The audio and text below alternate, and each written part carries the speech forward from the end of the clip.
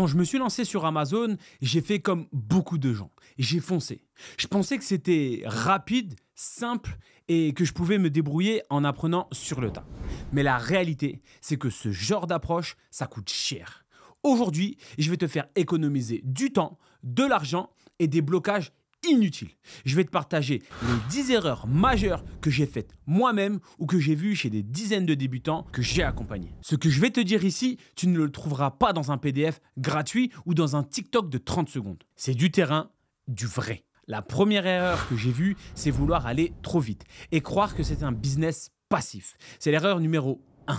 Quand j'ai découvert Amazon, je croyais que c'était une sorte de machine à cash automatique. Je me disais, tu prends un produit, tu l'envoies à Amazon, il s'occupe de tout et tu reçois l'argent easy, facile. Mais très vite, j'ai compris que ce raisonnement est une illusion totale.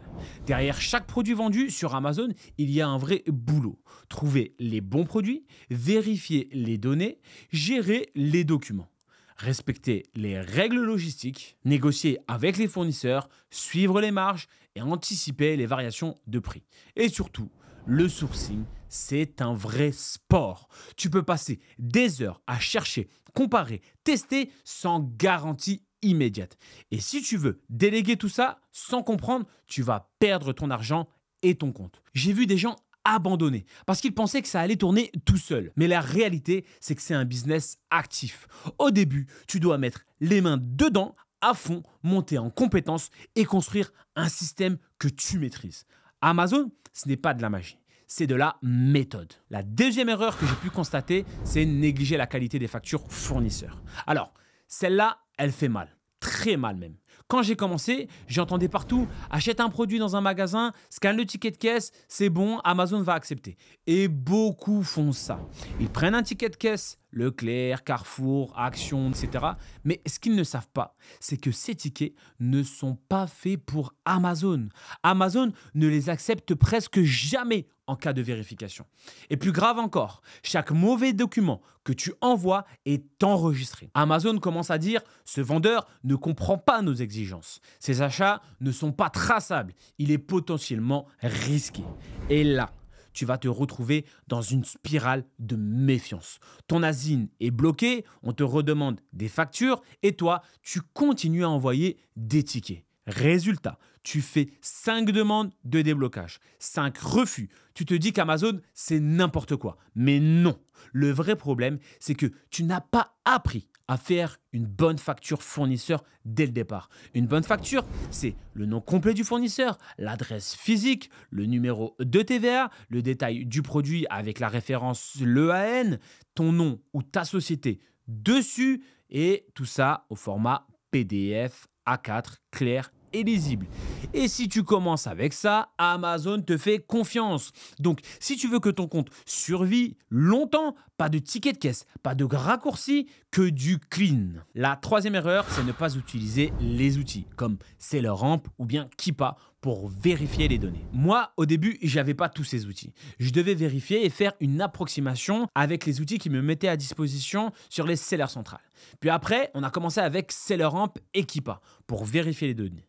Au début, je regardais juste 2 chiffres, prix d'achat et prix de vente. Et dans ma tête, je l'achète 10 €, je le revends 20 €, donc 10 € de marge à peu près, c'est bon, ça passe.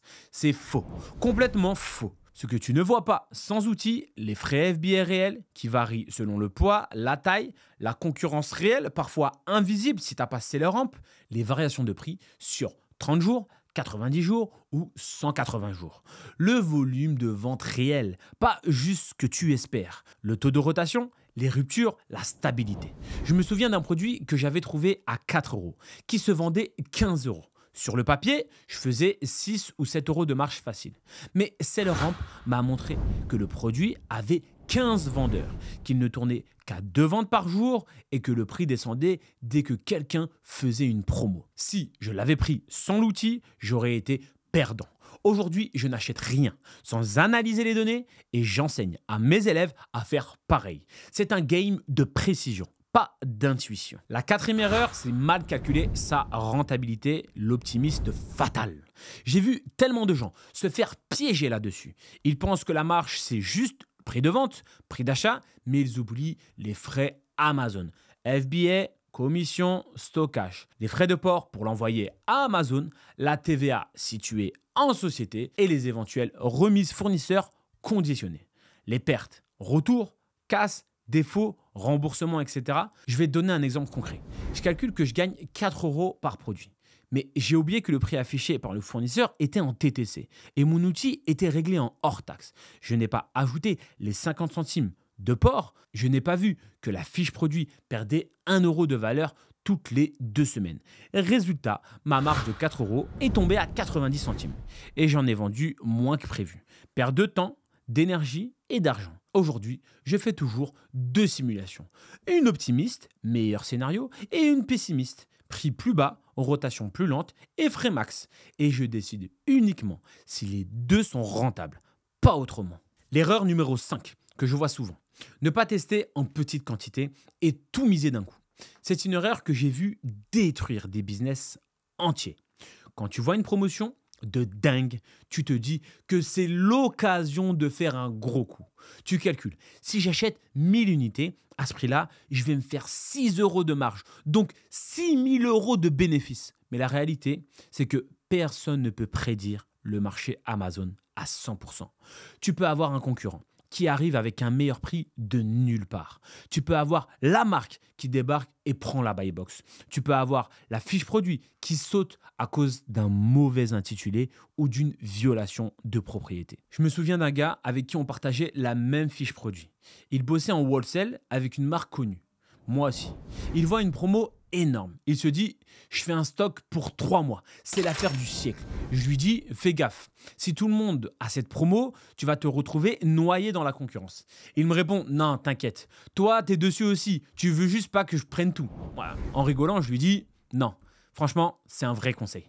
Résultat, il a acheté tout le stock disponible. Plusieurs dizaines de milliers d'euros. Mais ce qu'il ne savait pas, c'est que toute l'Europe avait la même promo dans chaque pays. Les prix se sont écroulés. Même en bradant à prix coûtant, il n'a pas réussi à écouler. Et donc, la finalité, il a totalement abandonné l'arbitrage Amazon car il était écœuré. C'est pour ça que je répète à mes élèves, teste toujours d'abord en petite quantité.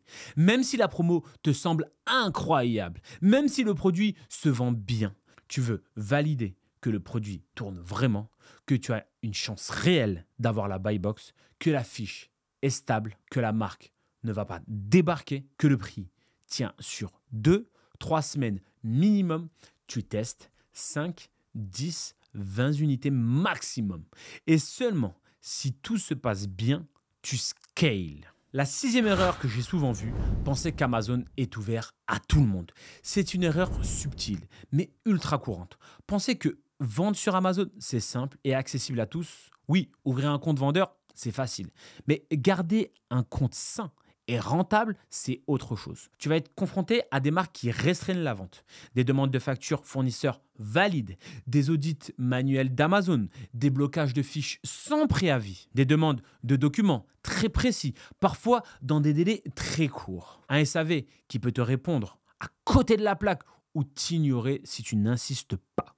Amazon teste ta résilience. Ce n'est pas un business facile, c'est un business qui récompense la rigueur, la stratégie et la patience. Et je vais être franc, si tu n'es pas capable de suivre une procédure, de répondre à un message d'Amazon correctement, de garder ton calme pendant une vérification de compte, tu ne tiendras pas. Mais si tu acceptes d'être sérieux, carré, organisé, tu peux bâtir un véritable actif digital, un vrai revenu pro. La 7e erreur que j'ai extrêmement vue, acheter des produits hazmat ou interdits en FBA sans le savoir. Tu vois, une super affaire. Sur un spray, une pile, un liquide, tu fonces. Mais ce que tu ne vois pas, c'est que ce produit est classé hazmat. Et ça change tout. Un produit hazmat, c'est non stockable en FBA sans une autorisation spéciale, soumis à des restrictions de transport, nécessite parfois des certificats, MSDS, fiches techniques, etc. Et quand tu es débutant, tu n'as ni les autorisations, ni l'infrastructure, ni le temps pour gérer ça. Du coup, tu te retrouves avec un stock que tu ne peux pas envoyer. Une obligation de faire du FBM expédié par le vendeur, des frais de port élevés, des retours plus fréquents, un SAV géré par toi, un business qui devient vite ingérable. Et tu te dis, Amazon, c'est trop compliqué. Alors que non, c'est juste que tu n'as pas appris à vérifier ce type de produit avant l'achat. Ma règle maintenant est simple. Avant d'acheter, je vérifie systématiquement si le produit est autorisé en FBA. Je vérifie aussi s'il y a des certificats obligatoires. Et si je débute, j'évite totalement les produits Hazmat. Trop de galères pour trop peu de marge. L'erreur numéro 8, faire confiance à une fiche produit sans la vérifier à fond. Tu trouves une fiche Amazon qui semble bien. Bon titre, bon prix, belle image. Tu te dis, c'est bon, je vends dessus. Mais tu ne sais pas qui a créé cette fiche. Si le titre est bien orthographié, si la marque est bien enregistrée dans le Brand Registry, si l'EAN correspond bien au produit réel, si Amazon ne va pas la bloquer dans 2 jours. Je te donne un exemple réel. Un gars vendait sur une fiche produit une crème Nivea. Sauf que le créateur de la fiche avait tapé Niva, sans le E. C'est passé sous le radar d'Amazon. Mais un jour, Amazon fait un nettoyage. La marque détecte l'erreur, violation de propriété intellectuelle, fiche supprimée, stock bloqué et dans certains cas, compte suspendu temporairement. Donc, règle d'or, toujours vérifier la fiche produit. Vérifier le titre, la marque, le GTIN, les visuels, les bullet points et si tu as un doute, ne vends pas dessus. L'erreur numéro 9.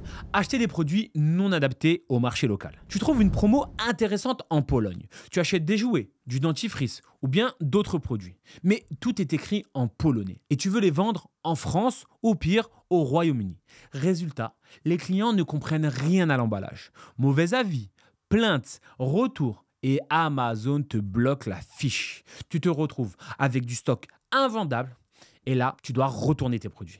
Un autre exemple, un jouet qui parle uniquement en russe. Tu le vends en Angleterre. L'enfant ouvre le jouet et il parle russe. Les parents sont en colère. Retour immédiat. Donc c'est simple. Un produit pour la France est égal packaging en français ou au minimum en anglais. Pas de produit où l'information essentielle est dans une langue étrangère et pour les jouets, les produits pour enfants ou de santé soient 10 fois plus stricts. Le packaging doit être clair, légal et rassurant. Et enfin, la 10e erreur, penser qu'Amazon va tout faire à ta place. Beaucoup croient que FBA veut dire « je n'ai plus rien à faire ». Mais Amazon ne gère que la logistique. C'est toi qui dois savoir analyser les produits, trouver les bons fournisseurs, créer les expéditions, gérer les blocages de fiches, faire le suivi de rotation et bien sûr optimiser ton cash flow. Et tout ça afin de prendre des décisions stratégiques. Tu es le chef d'entreprise, pas un simple intermédiaire. Et ça, si tu ne l'intègres pas, tu vas passer à côté de 90% de ce qu'Amazon peut t'apporter. Donc, pour conclure, ces 10 erreurs, je les ai toutes faites, où j'ai vu des gens très sérieux les faire. Et ce que je veux, c'est t'éviter de faire les mêmes. C'est pour ça que j'ai créé une formation 100% gratuite pour apprendre à vendre sur Amazon proprement. Pas de promesses magiques, juste des méthodes qui fonctionnent sur le terrain. Tu as le lien juste en dessous de la vidéo, tu cliques, tu accèdes et tu progresses. Bien sûr, si tu as des questions, n'hésite pas à les mettre en commentaire, à appuyer sur la petite cloche pour les notifications